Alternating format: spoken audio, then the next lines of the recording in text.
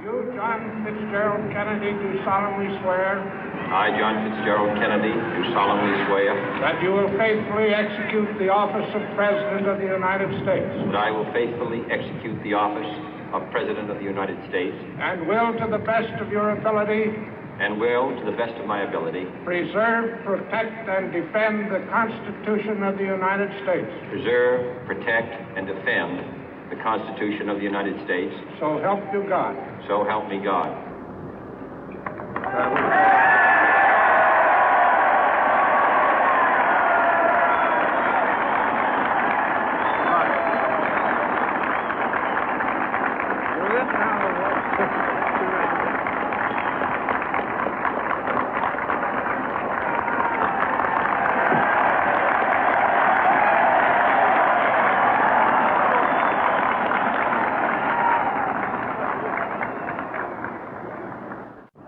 Vice President Johnson, Mr. Speaker, Mr. Chief Justice, President Eisenhower, Vice President Nixon, President Truman, Reverend clergy, fellow citizens. We observe today not a victory of party, but a celebration of freedom, symbolizing an end as well as a beginning, signifying renewal as well as change. For I have sworn before you and Almighty God the same solemn oath our forebears prescribed nearly a century and 3/4 ago. The world is very different now, for man holds in his mortal hands the power to abolish all forms of human poverty and all forms of human life. And yet the same revolutionary beliefs for which our forebears fought are still at issue around the globe. The belief that the rights of man come not from the generosity of the state, but from the hand of God. We dare not forget today that we are the heirs of that first revolution.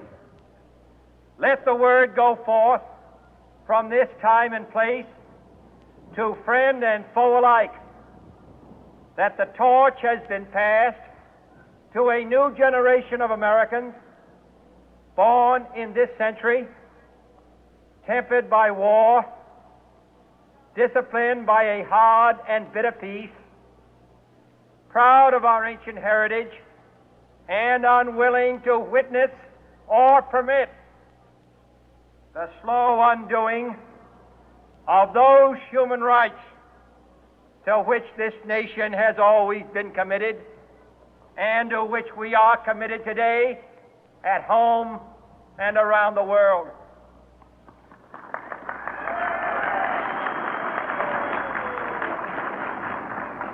Let every nation know, whether it wishes us well or ill, that we shall pay any price, bear any burden, meet any hardship, support any friend, oppose any foe to assure the survival and the success of liberty.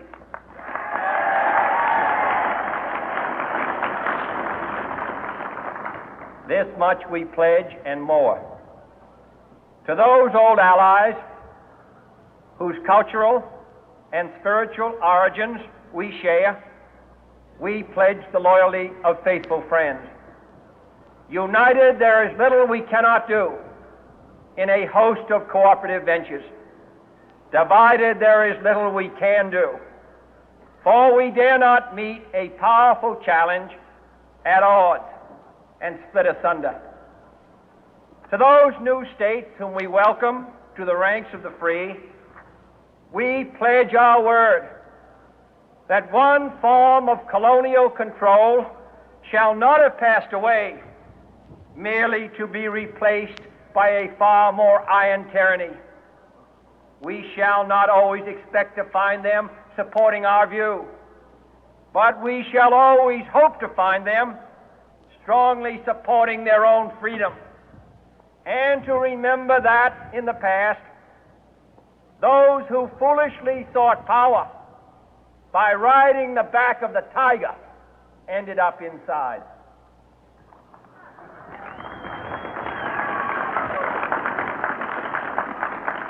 To those people in the huts and villages of half the globe struggling to break the bonds of mass misery, we pledge our best efforts to help them help themselves for whatever period is required, not because the communists may be doing it, not because we seek their votes, but because it is right. If a free society cannot help the many who are poor, it cannot save the few who are rich.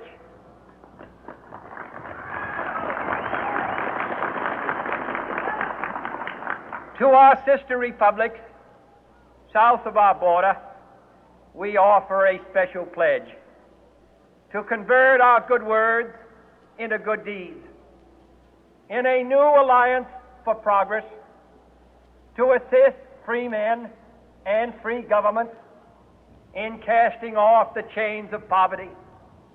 But this peaceful revolution of hope cannot become the prey of hostile powers. Let all our neighbors know that we shall join with them to oppose aggression or subversion anywhere in the Americas. And let every other power know that this hemisphere intends to remain the master of its own house.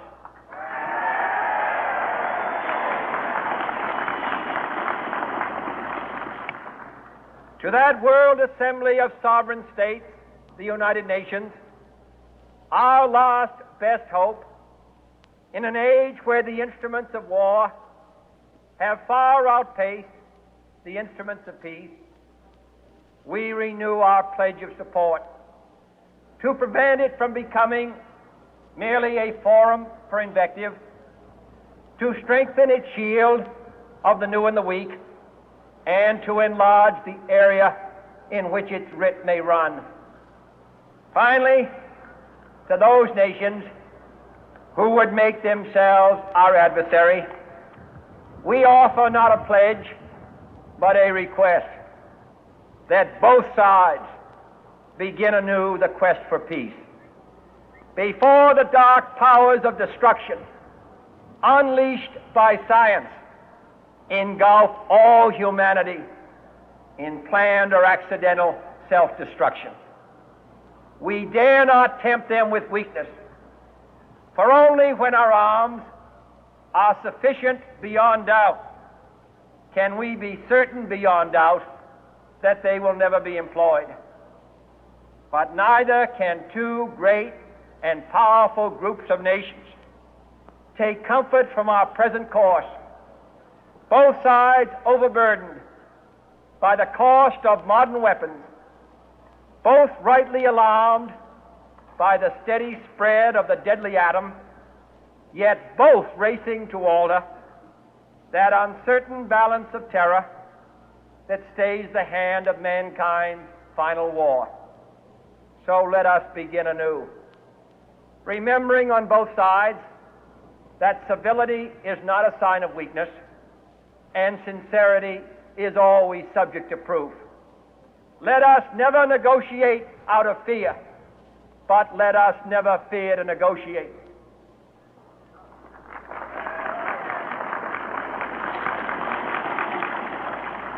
Let both sides explore what problems unite us, instead of belaboring those problems which divide us. Let both sides, for the first time, formulate serious and precise proposals for the inspection and control of arms, and bring the absolute power to destroy other nations under the absolute control of all nations.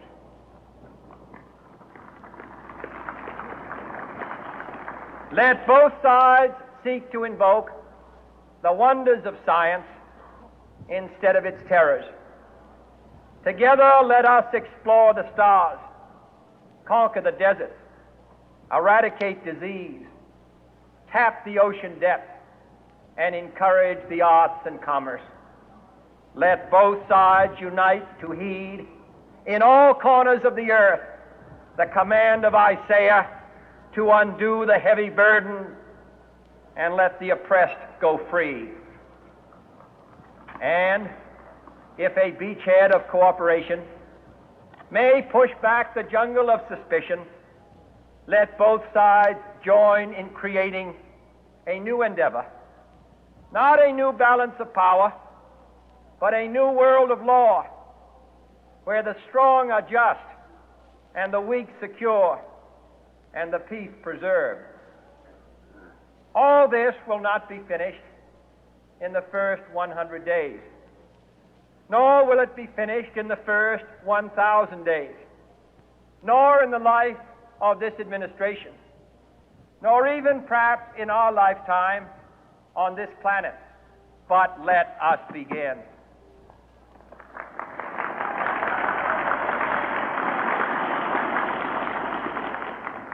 In your hands, my fellow citizens, more than mine, will rest the final success or failure of our course. Since this country was founded, each generation of Americans has been summoned to give testimony to its national loyalty. The graves of young Americans who answered the call to service surround the globe. Now the trumpet summons us again, not as a call to bear arms, though arms we need, not as a call to battle, though in battle we are, but a call to bear the burden of a long twilight struggle, year in and year out, rejoicing in hope, patient in tribulation, a struggle against the common enemies of man, tyranny, poverty, disease, and war itself. Can we forge against these enemies a grand and global alliance, north and south, east and west, that can assure a more fruitful life for all mankind? Will you join in that historic effort?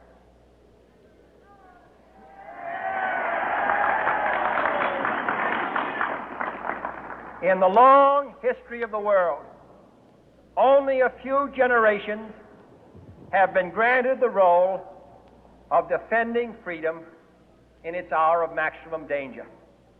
I do not shrink from this responsibility. I welcome it.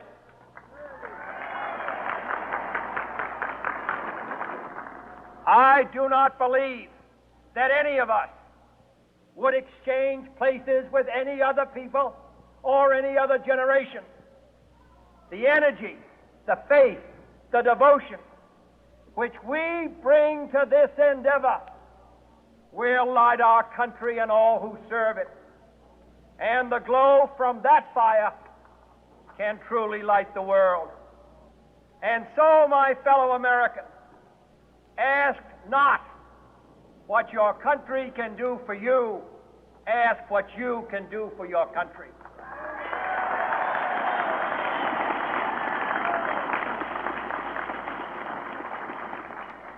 My fellow citizens of the world, ask not what America will do for you, but what together we can do for the freedom of man.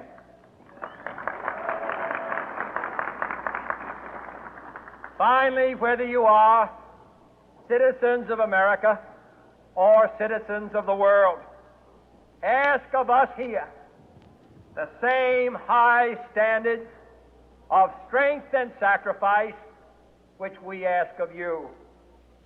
With a good conscience, our only sure reward, with history the final judge of our deeds, let us go forth to lead the land we love, asking His blessing and His help